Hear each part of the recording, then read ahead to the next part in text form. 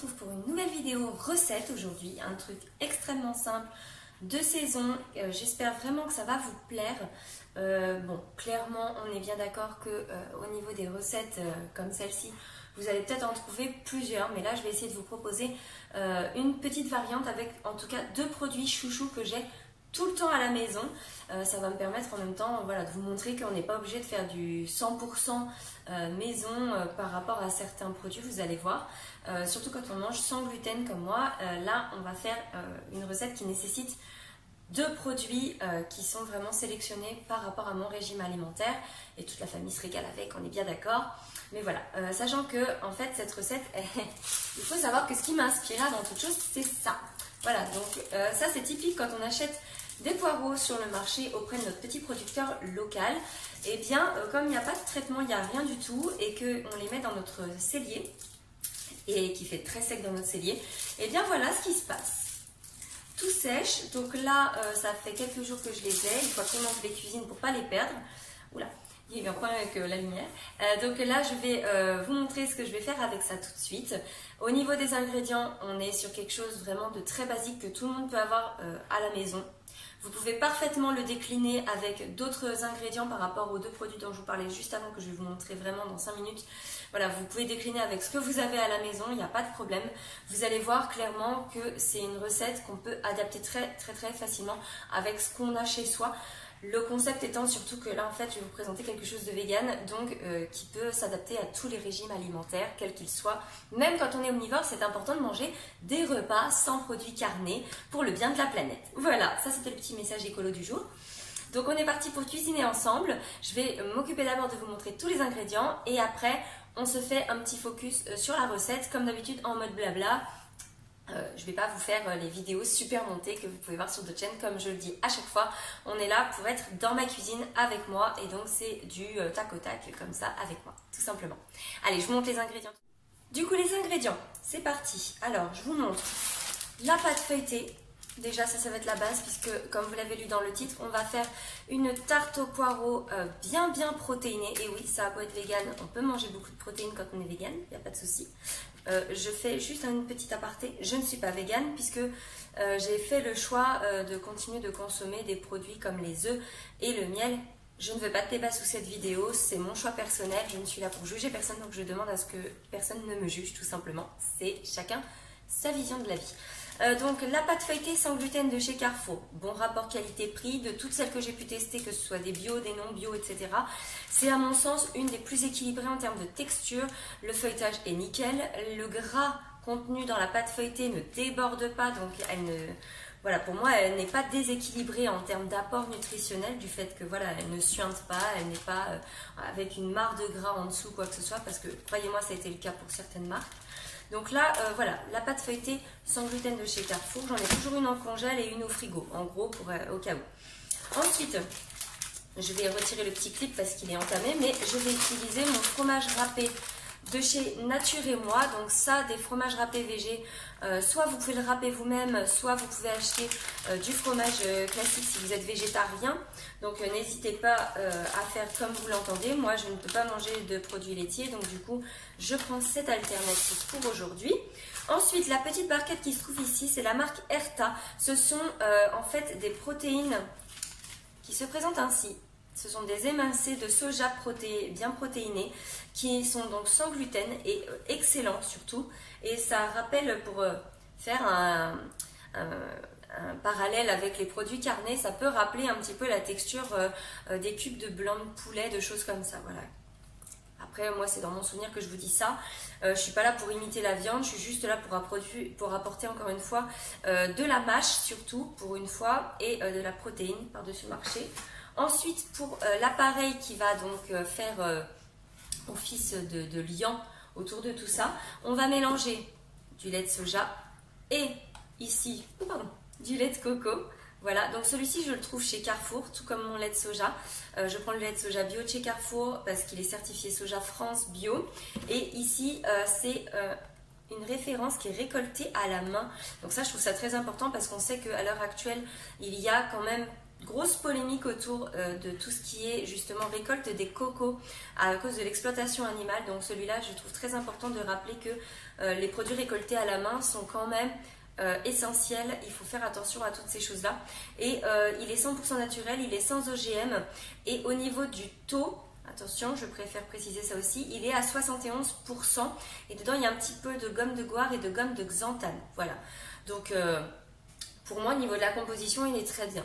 Pour le coup, hop, et c'est surtout que, comme je vous dis, les récoltés main. Ensuite, je vais utiliser, moi, de la farine de lupin. Pourquoi? Parce que la farine de lupin va apporter du goût, va apporter de la texture, va remplacer les œufs. Et vous pouvez tout à fait remplacer la farine de lupin si vous n'avez pas envie ou vous n'en trouvez pas vers chez vous. Moi, je l'achète en magasin bio. Mais vous pouvez remplacer la farine de lupin soit par de la farine de pois chiche, soit par de la farine de lentilles. Que voilà, vous pouvez trouver en magasin bio à chaque fois. La farine de pois chiche, moi je la trouve chez Grand Frais par exemple. Et encore une fois, vous pouvez remplacer vraiment en dernier recours, mais ça vous apportera moins de protéines, on est bien d'accord, par tout simplement de la maïzena. Voilà, même quantité, même effet. Ensuite, pour l'assaisonnement, j'en ai marre de cette lumière. Pour l'assaisonnement, on va utiliser de la moutarde parce que la moutarde et les poireaux, ça match super bien. Et la moutarde se marie très bien également avec la crème de coco. Ça donne vraiment un petit mélange qui rappelle un petit peu les saveurs indiennes. Et pour accessoiriser tout ça au niveau des saveurs indiennes, justement, on va partir sur un mélange de curry, de sel, de poivre. Et je vais mettre une toute petite touche de paprika fumé pour relever un petit peu le tout. Voilà, c'est une épice que j'aime beaucoup mettre et qui matche vraiment très bien avec l'ensemble.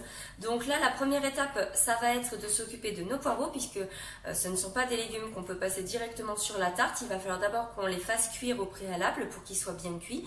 Et après, on n'aura plus qu'à monter la tarte. Donc voilà, on va commencer par s'occuper des poireaux. Donc pour ça, je vais vous épargner le découpage évidemment, je vais couper, je vais les faire cuire et après je reviens vers vous dès qu'on est au moment du montage et je vous montre les quantités, tout ce qu'il faut pour faire la crème et tout. Ok? Allez, pour vous ça va durer une seconde comme d'habitude et pour moi j'irai grosso modo un petit quart d'heure. A tout de suite. Alors du coup, je vous retrouve dans cette position à la noix, juste le temps de vous dire que voilà, je vais vous montrer maintenant que les poireaux sont cuits. Comment je vais faire pour faire l'appareil de ma quiche aux poireaux. Alors, il faut juste savoir que pour les poireaux, je précise, je les ai fait simplement cuire dans un fond d'eau, tout bêtement. Vous les rincez un bon coup, évidemment, surtout comme moi qui les récupère chez un petit producteur, ils sont blindés de terre, donc on les rince un bon coup. On les met, moi je les ai mis dans mon poêle à wok, mais vous les mettez dans n'importe quel poêle, avec un fond d'eau, juste ça, vous attendez qu'il soit bien fondant. Mais qui a encore de la texture quand même parce qu'il va y avoir encore une cuisson du coup pendant le passage au four et normalement à la fin ils finiront extra fondants, donc pas de gêne, de croque, vous savez, un petit peu filandreuse ou quoi que ce soit. Voilà ce que j'avais à vous dire. Maintenant ce qu'on va faire, c'est qu'on va préparer l'appareil qui va être bien assaisonné. Je vais assaisonner un petit coup également les poireaux quand même en complément. Et après on va faire le montage de la pâte tout simplement. Voilà, ça va être très rapide, vous allez voir, et surtout extrêmement simple. Alors, maintenant vous allez me voir que comme ça. Petit équipement de la petite maman cuisinière, comme d'hab, une balance, un bec verseur et on s'attaque au dosage. Alors, première étape, on va mettre notre farine de lupin. Comme je vous disais en début de vidéo, n'hésitez pas à la remplacer par farine de pois chiche ou par de la fécule de maïs, tout simplement. Vous faites avec ce que vous avez. Donc moi, le paquet est tout neuf, on va l'entamer ensemble. Et je fais tout geler. Voilà. Moi j'adore la farine de lupin, je vous dis, par rapport à sa teneur en protéines, par rapport à sa couleur qui va donner une très belle couleur jaune également au mélange. Et puis surtout, elle a un petit goût qui est vraiment irremplaçable, je trouve, qui se marie très bien avec les appareils à quiche comme ça, c'est délicieux. Alors, donc en termes de dosage, comme on veut remplacer l'équivalent de 3 œufs, on va partir sur 90 grammes. Donc l'équivalent comme si on avait des œufs de 30 grammes environ, quoi. On veut quelque chose de generous. Je sais, j'ai un accent pourri en anglais, mais c'est juste pour dire. Hop, vous voyez un petit peu le côté bien gourmand comme ça. Voilà, 80 grammes, encore 10 et on est bon. Voilà. Donc, une fois ça fait, hop. Donc là, une fois qu'on a ça de fait, on va mettre notre lait et on va battre la farine avec le lait dans un premier temps. Donc là, ce qu'on va faire, c'est qu'on va mettre 100 g de lait pour commencer.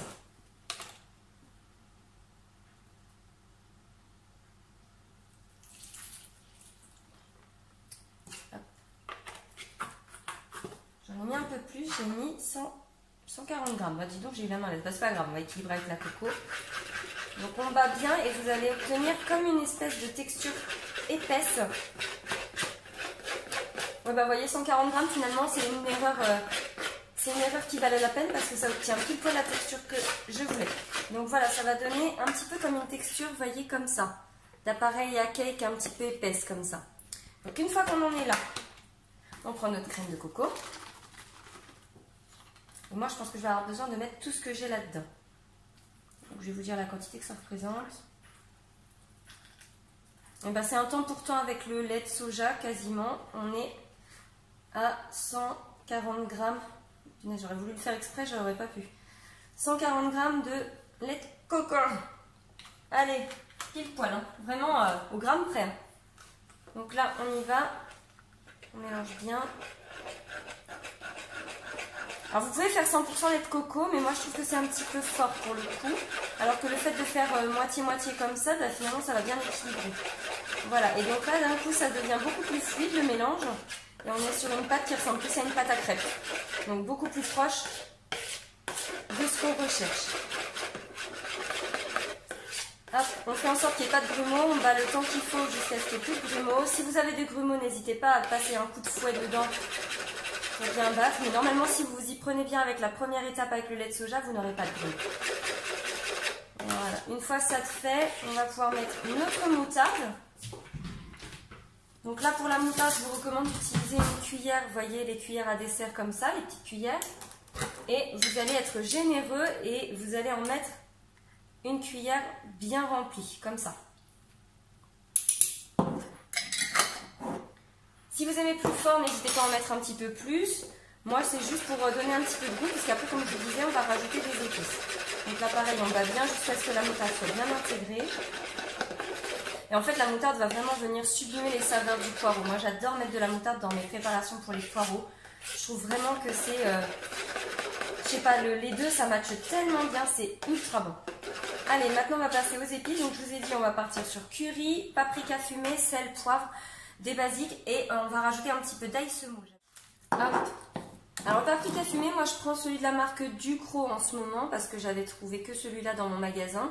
Mais sinon, je sais que chez Grand Frais, ils en ont un dans une petite boîte en métal qu'on peut retrouver également des fois aux Produits du Monde dans les magasins de grande surface. Moi, il n'y en avait plus. Et sinon, bah, évidemment, vous pouvez regarder dans votre magasin bio. Hein. Il n'y a pas de règle. Chacun fait comme il peut. Donc là, le paprika fumé, j'en mets l'équivalent de, je dirais, 3 grosses pincées bien généreuses. Après, le poivre, même quantité. Puisqu'on a mis de la moutarde, on va pas en mettre de trop. L'ail semoule, soyez généreux si vous adorez ça. Moi, j'adore ça, donc je vais en mettre un paquet. Si vous n'aimez pas trop ça, vous en mettez juste un petit peu. Moi, ce que j'aime bien aussi avec l'ail semoule, c'est que ça évite de mettre trop de sel parce que ça apporte un petit côté salé, justement. Et le sel... Voilà, 8 tours de moulin, ça devrait suffire. Et on finit avec ce qui va vraiment sublimer l'ensemble, le curry. J'en ai bientôt plus, je suis dégoûtée. Donc là, on va être généreux en curry. C'est pareil, je dirais une bonne cuillère à café. Enfin, les petites cuillères à thé, pardon. Je préfère préciser. Mais une cuillère à thé, vous savez, généreuse, quoi. Voilà, donc là, on a notre appareil bien épais.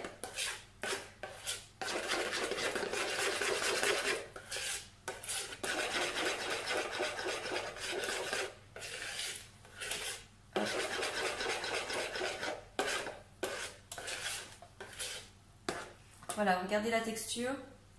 Comme ça, ça vous permettra de jauger la vôtre. Vous voyez, c'est quand même très fluide, hein, bien onctueux. Donc là, on va passer au montage. Ah non, avant, j'avais dit on assaisonnait un petit peu les poireaux. Pardon. Donc, pour les poireaux, on va leur mettre quand même un petit peu de sel. Juste 4.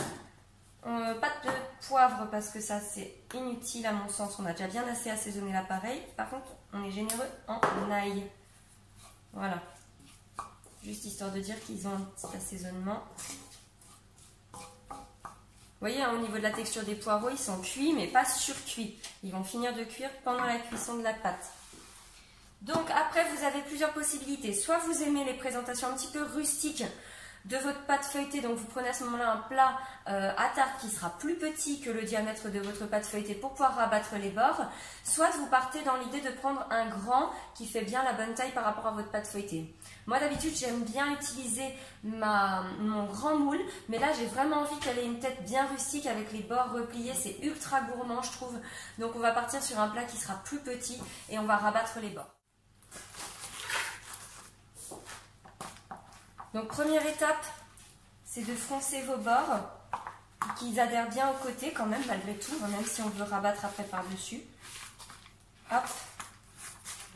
N'hésitez pas à appuyer, pas trop comme des bourrins non plus, sinon vous allez percer votre pâte, mais n'hésitez pas quand même à appuyer, sinon elle va remonter sur les côtés. Et donc là, si on ne veut pas que ça fasse la grosse bulle d'air, vu que c'est une pâte feuilletée, on prend une fourchette. Et on y va généreusement, hein. On imagine que c'est une poupée vaudou et que c'est quelqu'un qu'on n'aime pas. Tout ce qu'on ne pourrait pas faire dans la vraie vie, on est bien d'accord. Vous ne ferez pas ça sur quelqu'un, hein. N'allez pas dire ce que je n'ai pas dit.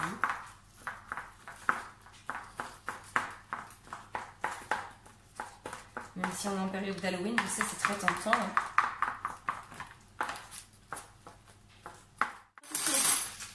Là, on va répartir nos poireaux.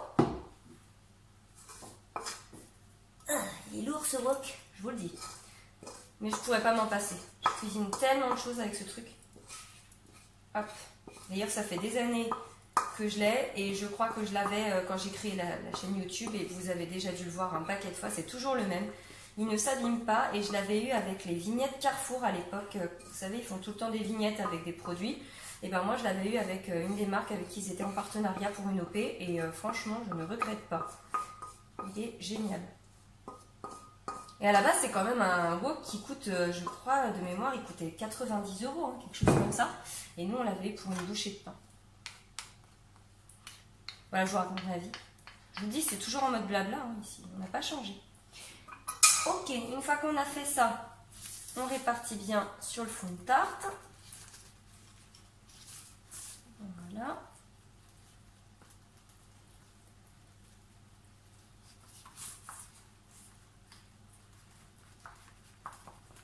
Voilà, une fois que c'est bien réparti, on va pouvoir s'attaquer à répartir nos petits bouchées. Alors, il y en a qui sont plus ou moins bien taillés, il y en a qui sont gros, d'autres qui sont petits. Donc, ceux qui sont trop gros, moi, j'aime bien les recouper pour que ça fasse l'équivalent, vous voyez, de petits cubes un peu comme ça, quoi. Pas que ce soit trop gros non plus. Et pareil, ça, on est généreux parce que c'est très, très bon. Je vous répète encore une fois, c'est la marque Erta qui fait ça. Et franchement... c'est un des rares produits industriels comme ça que j'aime acheter. Parce qu'au niveau de la compo, il n'y a rien à redire. Apport protéines, on est top. Et en plus, bah, c'est excellent. Voilà, clairement, rien à dire. Voilà. Hop. Une fois qu'on a fait ça, on tasse un petit peu pour que les morceaux ne remontent pas. Et on va venir napper le tout avec notre crème. Donc là, allez-y tranquille, hein, le but c'est de bien répartir partout. Regardez si c'est pas gourmand ça. Moi je suis fan des tartes chaudes, des quiches, des choses comme ça. Et franchement, je crois qu'en hiver, c'est un des trucs que je préfère au monde avec une salade verte. Peut-être même plus encore que les pizzas. Pourtant, j'adore les pizzas. Ceux qui me suivent sur Instagram savent.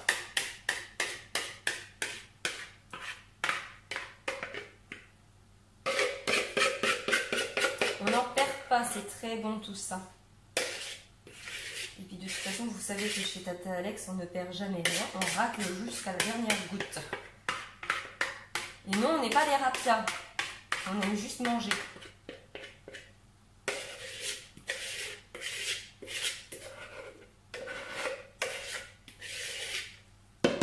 Voilà. Donc là, on vient bien étaler si on voit qu'il y a des endroits où il y en a plus qu'à d'autres.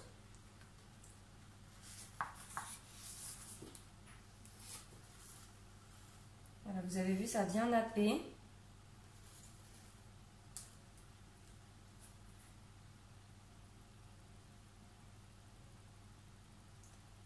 Et dernière étape avant de passer à la cuisson. Goûter évidemment. Non, je plaisante. Et donc là, on va mettre notre gruyère râpé. Pour ceux qui veulent du râpé végétal comme moi, vous avez les références, je vous les ai données en début de vidéo.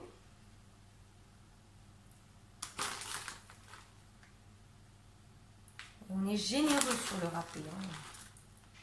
On aime quand il y a une bonne couche au-dessus.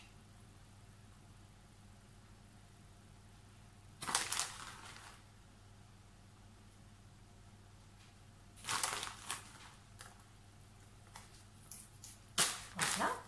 Et maintenant, on va passer, je vous disais, à l'aspect de la tarte finale. Donc là, on va rabattre tranquillement les bords. On n'oublie pas de faire des petites vagues comme ça sur les côtés pour surtout que ça ne se relève pas à la cuisson et qu'il n'y ait rien qui puisse s'enfuir. Et après, vous allez avoir une pâte qui est très belle à la sortie.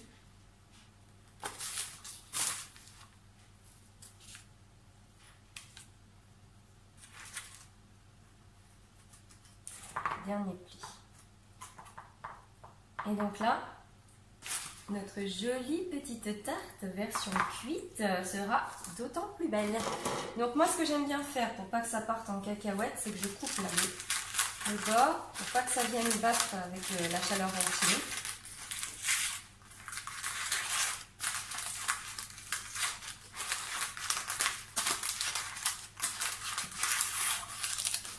Et voilà. Et là. Et là, on va partir pour la cuisson. Donc rendez-vous après la cuisson. Ça va être un passage au four à 180 degrés. Je n'allume pas mon four en préchauffe. Ce que je fais simplement, c'est qu'au lieu de la passer 30 minutes, je vais la passer 35 minutes pour qu'il y ait le temps de préchauffe qui soit compris, en fait, tout simplement. Et du coup, l'avantage en faisant ça, c'est que la cuisson est très en douceur au début. Il n'y a pas de surcuisson de la pâte et on a une pâte extrêmement bien dorée et de manière uniforme au final. Donc on se retrouve à la fin de la cuisson et j'espère que d'ici là, vous m'aurez pas quitté. Bon, du coup, je trouvais ça sympa de vous prendre à la main pour pouvoir vous emmener directement au four, retirer avec moi la tarte du four. Donc je vais vous montrer à quoi elle ressemble. On va la sortir ensemble. Allez. Ça a l'air trop bon, regardez. Est-ce qu'elle n'est pas trop belle, cette petite tarte? Franchement, j'ai très hâte de dîner ce soir juste pour la déguster. Je pense qu'on va se régaler. Voilà, donc je vous retrouve en photo avec la recette. Vous aurez bien évidemment comme d'habitude le lien vers le blog puisque je vais vous faire la fiche recette avec. Et puis écoutez, dites-moi soit en commentaire, soit vous me retrouvez sur Instagram puisque bien évidemment vous allez l'avoir passé sur le feed si vous la testez pour me donner votre avis sur cette recette. Et je vous dis à très bientôt. En tout cas, merci encore si vous êtes resté jusqu'au bout de cette vidéo. N'hésitez pas à vous abonner aux notifications également pour recevoir les infos comme quoi là il y a une nouvelle vidéo qui sort. Je vous invite également à me rejoindre sur Instagram puisque comme je vous le dis toujours, c'est là que je suis là au quotidien. C'est là que je suis là, magnifique. C'est là que je suis en interaction avec vous tous les jours. Voilà, on va plutôt le formuler comme ça. Je vous mets des publications au quotidien. J'essaye d'être avec vous pour vous répondre le plus rapidement possible là-bas. Donc surtout, n'hésitez pas à me rejoindre sur Instagram. Comme d'habitude, les liens sont dans ma barre d'infos. Et écoutez, je vous souhaite une bonne fin de journée suivant quand est-ce que vous me regardez ou un bon début de journée si vous me regardez un matin. Et je vous dis à très bientôt. Mais je peux quand même pas résister à vous montrer le futur dessert qui ira avec cette magnifique quiche. Les petites pommes au four. Et en fait, le dessus, c'est simplement une banane écrasée avec du beurre de cacahuète. Et on va se régaler. Bon appétit!